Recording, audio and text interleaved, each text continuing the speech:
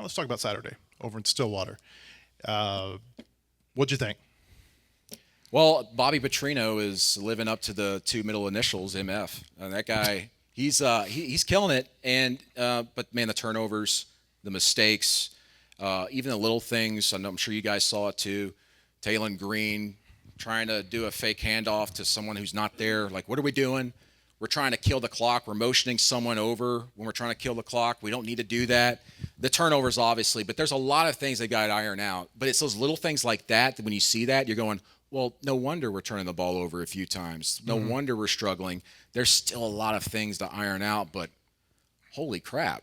Putting up nearly 700 yards on the road against a veteran team, this Razorback team's going to have a shot here down the stretch. Not to just make a bowl game, but put a scare in a few teams. That's what we've talked about this week on our podcast is that, a lot of times when you lose a game like that, pessimism sets in. And it kind of did last year when they lost to BYU in a similar manner. Oh, yeah. I don't feel that this week, though. I feel like there's a lot of optimism about what the Razorbacks could do this year. Absolutely, and I'm going to tell you, they're going to beat up UAB this week. I don't know if you know much about them with Trent Dilfer right now, but they struggled a lot last week against ULM, a ULM team that just got a new coach and had to start over. And by the way, beaten by the coach that UAB would not hire.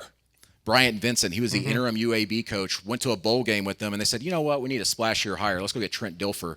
And UAB is struggling right now, and Bryant Vincent in his first 2 weeks is killing it there. We talked about that with David Crane this morning. He's the play-by-play guy for UAB. That's on our podcast today if you want to go listen to it. Also, we talked to Alex Mortensen yesterday. He's the offensive coordinator at UAB. He's coming Former back Razorback. here to town. That's right. Played with Casey. We talked about Casey. It was kind of interesting, Casey, with Alex. He played here at such a unique time that I don't think there's any other quarterback in Razorback history who's played with 4 multi-year starters. He played with Matt Jones. He played with Casey. He played with Ryan Mallett, and he played with Tyler Wilson. Just kind of fascinating. I was looking this up. He played with a quarterback who started a game at Arkansas every year between 2001 and 2012. Wow. That is quite the and this is before the transfer portal. This is before you could stay in play college for 10 9 years. years. There's a ninth-year football player out there, by the way, just to let you know. Arkansas, I've made this point this week that I feel like there's a difference between the program and the team. This year's team, last year's team, they're part of the same program. They are not the same team. And I think sometimes they get lumped together, and rightfully so. There are some there is some carryover. Obviously, coaches are the same. But I don't know when we talk about closing games, is that going to be an issue for this year's team the way it was for last year's team? It was an issue Saturday in Stillwater, but I'm interested to see if that's going to be an issue moving forward.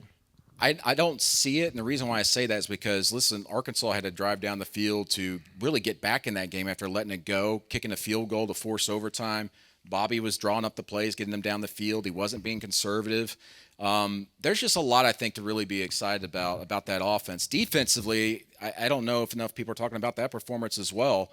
I mean, Ollie Gordon was a Doak Walker Award winner last year, and they were limiting him to what, like 48, 49 yards rushing, very low totals. And then one thing that's really different about this team, we talk about schematically, Bobby's going to out-scheme anybody practically, and I'm not over-exaggerating, but that offensive line looks a lot different. And the run blocking the one thing I would say I would change in that game, let's get a little bit more rotation at running back to help Jaquindon Jackson because of, as we saw, he was cramping up throughout that game. Well, Pittman said this week he wishes he would have used more players. There you go. I should be a head coach. There you go. Give me the $3 million. They only used 17 players on defense on Saturday. They got to have a deeper rotation. I sat down and I saw the cover of Hawgs Illustrated this week, and I told my wife, there's my guy, T. Will. I've covered him at Auburn. That guy's a star, and I hope you guys know just how good of a defensive coordinator you've got on your staff right now. What do you like about him? The guy just connects well with players. He's a very underrated schemer. He's a guy that understands that he wants to run cover zero a lot, but he's also a guy that knows he's got to pick his spots. He's been around some really great coaches in his career. He's worked his way up. But I think more than anything in this day and age, because of the portal and everything that's changing with college football and just how you have to relate with players and get them to stay and have retention and know where you got to put them, T. Will's that type of coach for you that can get that all done. We had Phil Still on our podcast 5 weeks ago, and he was talking about Oklahoma State. And he said that they were the number one team in terms of experience. Oh, yeah. And what he meant by that was playing together. They're not just older players. Arkansas's got older players, but they got 55 new players on the roster. These guys have been together for 2 years, 3 years, 5 years, 6 years in some cases. And Oldest offensive line in college football history, by the 24 way. years old. Yeah, average. crazy. It felt like that played a factor Saturday, that you could tell those guys had been in that type of situation together. It's the 5th straight game that they've won where it's been a one-possession game. It just felt like that played a pretty big factor. And I think you're seeing that more in college football. These veteran teams, not just older teams with older players, but the ones that have been together for a few years, those are the ones that looks the best in the fourth quarter, the ones that are just winning conferences or contending. And then make no mistake, that's the reason why Utah right now is in the top 10. You got a 7th-year quarterback, much like Oklahoma State does. You have a 6th or 5th-year tight end who's pretty much their best receiver, a veteran offensive line, a great defensive line, veteran group. And that's why Utah's there. I'm not so sure Utah's the type of team. In fact, we got a hint of that this week. They were playing Baylor in a weird non-conference Big 12 game. It was non-conference? Non-conference. I didn't realize that. Because they I don't want to get into it. They previously scheduled before realignment. And anyway, so the quarterback went down. And when he went down, the offense was just a mess after halftime. Didn't score at all. They held on to win 23-12. So veteran experience at some key spots. That can win you championships in this day and age. Does it feel like Mike Gundy is now kind of he's like the Mike Leach now that Mike Leach isn't with us anymore in college football? I would say this. Take it either way you want, but Dabo Swinney is the Mike Gundy of the East Coast, and Mike Gundy is the Dabo Swinney of the Midwest. They're both very similar. They're very staunch in their beliefs. You've heard of Mike Gundy these last couple of weeks saying, I don't want to talk about money to players and all this stuff. I was talking to Gundy back in May, and he said, I've hired a pretty much an NFL front office, and I've told these guys, I don't want any players coming in here going, hey, I want $10K more or whatever. You just go, you guys handle that. I ain't dealing with it, especially when we get to preseason camp. And he hit on that a little bit more this week. In fact, they lost a linebacker against Arkansas, and their replacement's a former D2 player from Gannon University. And he said, well, that should tell you what our NIL situation's like. That's also where their defensive coordinator came from. Right, D2, and he's a good defensive coordinator. But I think a lot of these coaches, they say they're stuck in their ways, but that's just how they are. Dabo's the same way with the portal, which I could talk about all day, the mistakes he's making right now. Christina could talk about that, too. She covered Dabo last year. I feel like Gundy does a really good job of going out and finding coordinators that, they're kind of hidden under. He went and found Jim Knowles, who's now at Ohio State and has turned that defense around the last 2 years. And, he's one of the hot names in coaching. So Chip was mentioning that we had written a story off of what Gundy said about Taylon Green playing like Lamar Jackson. Have you seen where he's doing his coaches show from this year? Yes, a retirement home, right? That's right, in Stillwater. I think it's great. That's why he's a different guy, and it's you go into these restaurants where they do these coaches shows sometimes, and you just hear the clanking and everything. I think it's pretty cool. They want to do something, and gives them something to do. It's pretty cool. You might hear bingo in the background of a Mike Gundy coaches show. Let's talk about some of the national stuff. You were in Boulder 2 weeks ago for Colorado, North Dakota State. Deion Sanders obviously is love him or hate him, you talk about him, right? And tell me about what it was like being around his program and just being there on a game day, because it's a very unique game day setting from what you've said. Yeah, it's one of the tightest sidelines in college football, not because it's a small sideline like Oklahoma State's was this week, but because there's so many people on the sideline. There's celebrities everywhere. Terrell Owens is standing there, and everybody's just ignoring him because everybody's focused on Deion, his kids, and the team. And then Bill Goldberg, the wrestler, was there just hanging out in the end zone, just watching field goal kickers and everything. I went and talked to him for a little bit. Turns out his son's a middle linebacker who walked on there a few months ago. But everybody that knows Deion that's there supporting him, including Bill Goldberg, they talk like him, and from the sense of the confidence. Bill Goldberg's like, they want to win every game this year, and they feel really good. They're going to be so much better than last year. Then the game kicked off, and you went, oh, it's more of the same. Defensive line struggling. The offensive line's really struggling. And then Deion goes out there and says, offensive line wasn't really a problem. We're okay. We got to do what we do. We did what we had to do to win. And then they played Nebraska, and we saw just how bad they've looked right now. going into year 2. Did Goldberg play with him for the Falcons? Yes, they were teammates. They were teammates there. I thought that might be true. It feels to me like Dion. I heard somebody say this the other day. This is not an original line for me, but it's like he's living out every Pee Wee coach's dream by coaching his kids for as long as he possibly can. He coached them in high school down in the Dallas area. Now he coached them at Jackson State. Now he's coaching them at Colorado. The question is with him, do you feel like he's in it for the long haul in college football, or do you feel like once his sons, their eligibility expire, they go pro, that he's going to bolt?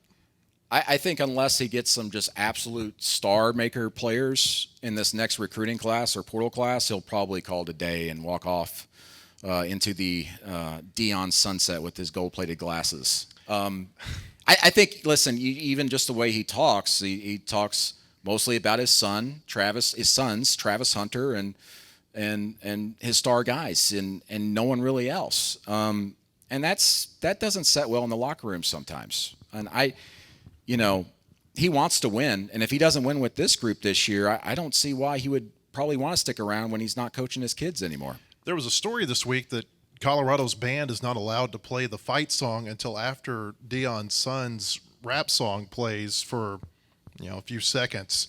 It just seems to me like Colorado, are they interested in winning, or are they interested in just all the peripheral? Yeah, when I went to Colorado, that's the whole story I worked on was, what is this for? What are we doing here? Business is up in the city of Boulder. School applications are up. It's great for the community and the university. They're getting all this attention. It's very similar to the attention Alabama was getting when Nick Saban was there. Very similar growth in college applications and business growth and everything. But to keep that sustainable, you can't just keep filming a reality show. You got to start winning college football games, right? And even the business owners, when I was talking to them in the stories, like, we got to start winning some games to keep this going and keep this going, because otherwise it'll just go back to the old days the last couple of years and no one's coming to town anymore. One of the other big stories in college football right now is what's going to happen with Florida and Billy Napier. It feels like any given Sunday it could be the day that they make a change at head coach. They play A&M on Saturday. Yeah. A&M, I don't know how to feel about them because they lose to Notre Dame, and then Notre Dame doesn't look real good the next week. So it feels like maybe he can win this weekend because it's in Gainesville. But what do you make of that situation there with him? And why has Florida had so much trouble finding a coach who can stick? That's a great question, and I think Scott Strickland would love to know the answer to that, the AD there. A&M's lost 10 straight road games going into the swamp. I've got Florida winning that game, but the thing that frustrates me about Billy Napier's is that going into this week, they put their freshman quarterback in last week, and he was stellar, broke freshman record there, threw 456 yards, I think, a few touchdowns. And Graham Mertz, who's a former Wisconsin quarterback, hasn't quite been electric, but serviceable, was in concussion protocol last week. And now Billy Napier even said today, I saw right before I got here, that his plan is to play both quarterbacks in that game. And I just, in that offense and what they were doing, DJ Lagway looked like, if you're going to bet your future on anything right now, go with the guy who's putting up more yardage and gives you the best chance to be more explosive. And you're just playing with fire there by trying to play two quarterbacks against A&M. There's an old saying, if you've got two quarterbacks, you have how none. many? You have no quarterbacks. And so I think about that with Florida. Best teams nationally. Georgia obviously is right there. I would think Texas is after what they did on Saturday beating Michigan. We know what the AP poll looks like, but I mean, is there a team out there you think people are sleeping on? Tennessee. And maybe not a lot of people are sleeping on them right now. They're the type of team, the way they're built right now, I think that they're just going to absolutely break people in the third quarter. You saw it this week against NC State. NC State's got a really darn good defense, and they did whatever they wanted against them. And, by the way, their quarterback for Tennessee, Nico Iamaleava, threw 2 interceptions in that game, didn't play his best game, and they scored 51 points still against a good defense. The thing for Tennessee this year is that defensive line might be one of the best in the country, and that is scary. They look like some of the old, like, Steve Spurrier type teams that just get up big on someone and just make you quit. They're going to wake up a lot of SEC teams this year. In fact, maybe so here in 2 weeks when they go to OU for Oklahoma's SEC opener against their former national championship winning quarterback. Josh Heupel is now the head coach at Tennessee. Some bad blood there, by the way, too. That's going to be a great matchup to watch. And if Tennessee gets up, you were talking about this earlier, Matt, I'm not so sure Josh Heupel takes his foot off the gas. No, he won't let up. He was a coordinator at Oklahoma, if you don't know the story, and he got run out of town and ended up at Missouri, then at UCF, and now he's at Tennessee. And you're going to be at that game, right? Oh, absolutely. It's my game of the week that week. I can't wait to see it. SEC, they're 5-6 right now against other Power 4 conferences. One of those wins is Oklahoma over Houston. As weird as that sounds, and it wasn't very pretty the other night. I think they've got the two best wins of the year. I thought Georgia over Clemson was real impressive. I thought Texas over Michigan was impressive. You might say the best three because Tennessee and what they did to NC State. But there's a perception that the league is down this year based on the first 2 weeks. What do you think? Because I've heard a few times where people say this, and then you look up and there's 2 teams out of 4 in the national championship playoff. Even after week 1, we were getting questions like in our work Slack chat room about like, is the SEC down? I mean, LSU just lost USC. It's like, no, actually, I feel better about LSU now after the USC game because they seem like they have the defense for the first time since last year. They're really bad. I don't think the SEC's down. It's just very, very top-heavy. They've got 6 of the top 7 teams, I believe, in the AP poll right now. That's never been done in history. Of course, realignment's expanded the conference, but it's never been done. And the other thing is there's going to be some teams that fall in the SEC that are in that top 9, and maybe a Mizzou, maybe an Ole Miss. They have yet to really play anybody, but it's the SEC still very strong. I would argue, though, from top to bottom, maybe the Big Ten's a little bit better than the SEC right now. But when it comes to just a gathering of like 4 or 5 teams at the top, the SEC's got it. What do you think about SEC versus FCS games? Because the SEC get rid of them. It's 59-5 average score this year. Yeah, get rid of them. It's a waste of time, and because of the transfer portal in this era, the talent gap's even wider than it's ever been. And I know teams just want a warm up or a scrimmage game, but with college football changing as much as we want, if we want to help the FCS teams and help them with big paydays and checks and everything, let's get to a point where in the spring, instead of doing inter-squad scrimmages, you invite an in-state FCS team to do some practice sessions with you, much like the NFL does when they do some of their workouts. They bring in another team for a couple of days and they practice against each other. Let's do that. That's how you can help the FCS teams and make college football a little bit more competitive. Because I felt like Arkansas playing UAPB in week 1 did not help Arkansas in any way whatsoever be prepared to play 4 quarters and then some against a good team. I agree. And you look across the SEC, they like you said, those scores were bad. And we're about to see, like for a team like Mizzou, they played 2 really bad teams, including a bad FCS team to open the season. And now they're about to get a Boston College team that's in the top 25 that can run the ball. Pick this week. Is it? Yeah. That's a team that can run the ball. And Thomas Castellanos, their quarterback, he rushed for, I think, almost 1,200 yards last year. That's a very interesting game this week in Columbia. And I know Florida State's not what we thought they were going to be this year, but Boston College has already been on the road this year and won a game. So that's and controlled it. Yeah, I think they could win that. Let's talk about Arkansas's next couple opponents after UAB, because they go to Auburn. I know you still talk to people there quite a bit, and then they play Texas A&M. These do feel like winnable games, maybe more so than they did 2 or 3 weeks ago. Especially Auburn. Their offensive line I thought was going to be so much better this year. Their run blocking is good. Pass protection is just really not there yet. And Peyton Thorne is an average quarterback. At Michigan State, he put up some good numbers for 1 year, but he had a Heisman finalist at running back and 2 really, really good receivers and a pretty good offensive line. He doesn't have that offensive line at Auburn. They've upgraded the skill positions, but the quarterback's bad. He threw 4 picks against Cal.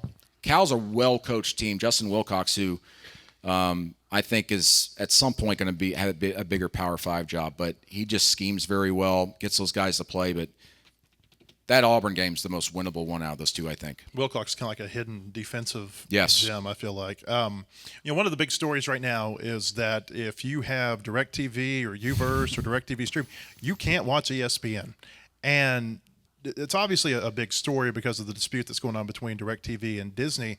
But the conference commissioners, I wonder, how do they feel about this? Because they're kind of in a precarious position where they don't want to come out and say anything negative about the company that they've got the big multi-million-dollar rights with, but it's something that's really affecting their fan bases and their ability to watch these games. It's quite amazing because almost every 2 days I've been getting PR releases from both sides of the argument going, and just the language in it. It sounds like they're not war anywhere language. near. They're not anywhere near an agreement. No, and it's like, would you like to? It's like, Brandon, would you like to report on how the SEC, the ESPN, and all this are just hurting fans? You're like, oh my gosh, I'm not getting involved in your money dispute. But that's the thing. These commissioners are, they're pretty much just TV executives now. They can't say anything against ESPN because they're in bed with them.